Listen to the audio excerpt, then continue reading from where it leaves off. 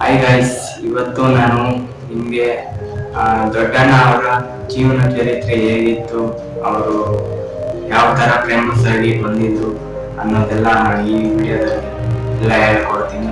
ಯಾರು skip ಮಾಡಿದ್ರಂಗೆ full video ನೋಡಿ.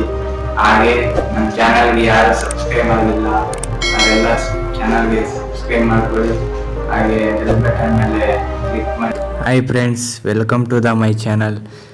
ನಮ್ಗೆ ಎಲ್ಲರೂ ಗೊತ್ತಿರೋ ಹಾಗೆ ನಮ್ಮ ಹಿರಿಯ ನಟ ದೊಡ್ಡಣ್ಣನವ್ರ ಬಗ್ಗೆ ತಿಳ್ಕೊಳ್ಳೇಬೇಕಾದ ವಿಡಿಯೋ ಇದು. ಹೌದು ಫ್ರೆಂಡ್ಸ್, ದೊಡ್ಡಣ್ಣ ಅಂದರೆ ಯಾರಿಗೆ ಗೊತ್ತಿರಲ್ಲ ಹೇಳಿ. ಇವರ ಕಾಮಿಡಿ ಮಾಡಿದರೆ ನಗದಿನ ಮನುಷ್ಯನೇ ಇಲ್ಲ ಅಂತ ಹೇಳ್ಬೋದು. ಹಾಗೆ ಇವರ ಕನ್ನಡ ಚಿತ್ರರಂಗದಲ್ಲಿ ಹಿರಿಯ ನಟ ಕೂಡ. ಹಾಗೆಯೇ ಮೊದಲಿಗೆ ಇವರ ಜನ್ಮಿಸಿದ ಸ್ಥಳ ಯಾವುದು ಗೊತ್ತಾ? ಇವರ ಜನ್ಮಿಸಿದ ಸ್ಥಳ ಅರಸೀಕೆರೆ ಎಂಬ ಊರು. ಹಾಗೆಯೇ ಇವರು ಹುಟ್ಟಿದ ದಿನಾಂಕ 11 ನವೆಂಬರ್ 1949ರಲ್ಲಿ. ದೊಡ್ಡಣ್ಣನವರು ಕನ್ನಡ ಚಿತ್ರರಂಗದಲ್ಲಿ ಸಕ್ರಿಯವಾಗಿರುವ ಅಪರೂಪದ ಪ್ರತಿಭೆ ಹೊಂದಿಕೊಂಡು ಕಲಾನಟನಾಗಿ ಚಿತ್ರರಂಗದಲ್ಲಿ ಪ್ರವೇಶಿಸಿ ನಂತರ ತಮ್ಮ ಹಾಸ್ಯದ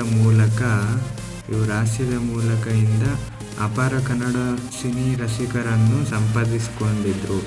ಆಮೇಲೆ ಕುಟುಂಬದಲ್ಲಿ ಕೊನೆ ಮಗನಾದ ಜನಿಸಿದ ಇವರಿಗೆ, ಅಂದರೆ ಇವರು ಕೊನೆ ಮಗನಾಗಿ ಹುಟ್ಟಿದ್ರಂತೆ.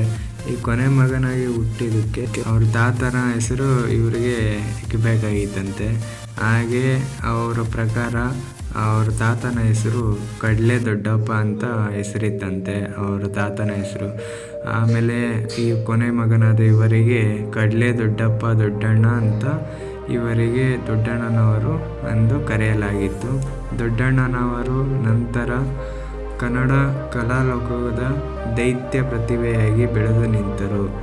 ಆಮೇಲೆ ಅರಸೀಕೆರೆಯಲ್ಲಿ ಜನಿಸಿದ ಇವರು 10ನೇ ತರಗತಿವರೆಗೂ ಓದಿದ ದೊಡ್ಡಣ್ಣನವರು ಭದ್ರಾವತಿಯ ಸಿಲ್ಕ್ ಫ್ಯಾಕ್ಟರಿಯಲ್ಲಿ ಕೆಲಸ ಮಾಡುವಾಗ ವಿಘ್ನೇಶ್ವರ ಕಲಾ ಸಂಘದಲ್ಲಿ ಆಗಿನ ಕಾಲದಲ್ಲಿ ನಾಟಕ ಎಂಬ ಕ್ಯಾರೆಕ್ಟರ್ ಇವರಿಗೆ ತಲುಪಿದ್ರಂತೆ. ಆಗ ಇವರು ಆ ನಾಟಕಕ್ಕೆ ಆಗಮನಿಸಿ ಚೆನ್ನಾಗಿ ಅಭಿನಯಿಸಿದ್ದಕ್ಕೆ ಇವರಿಗೆ ಹಾಸ್ಯದ ನಟ ಎಂದು ಕರೆಯಲಾಗಿತ್ತು. ಇವರ ಪಾತ್ರ ಆಗಿತ್ತು ಅಂದರೆ ಕಾಮಿಡಿ ಆಗಿತ್ತು. ಇವರ ಆ್ಯಕ್ಟಿಂಗ್ ನೋಡಿಬಿಟ್ಟು ಜನ ಇವರಿಗೆ ಫ್ಯಾನ್ಸ್ ಥರ ಆ ಕಾಲದಲ್ಲಿ ಜಾಸ್ತಿ ಜನ ಫ್ಯಾನ್ಸ್ ಆಗೋದ್ರು. ಇವರ ಆ್ಯಕ್ಟಿಂಗ್ ನೋಡಿ ಇವರ ಆ್ಯಕ್ಟಿಂಗ್ ಇಷ್ಟ ಇಲ್ದಿರೋ ಮನುಷ್ಯನೇ ಇಲ್ಲ. ಹಾಗೆಯೇ ಇವರು ಹಾಸ್ಯ ನಟನಾಗಿ ಚೆನ್ನಾಗಿ ಅಭಿನಯಿಸಿ ಸಿನಿಮಾದ ರಂಗದಲ್ಲಿ ಚೆನ್ನಾಗಿ ಅಭಿನಯಿಸಿ ಆ್ಯಕ್ಟರ್ ಎಂಬ ಹೆಸರನ್ನು ಪಡೆದುಕೊಂಡಿದ್ದಾರೆ. ಇನ್ನೂ ಹೆಚ್ಚಿನ ವಿಡಿಯೋಗಳಿಗಾಗಿ ಸಬ್ಸ್ಕ್ರೈಬ್ ಮಾಡಿಕೊಳ್ಳಿ.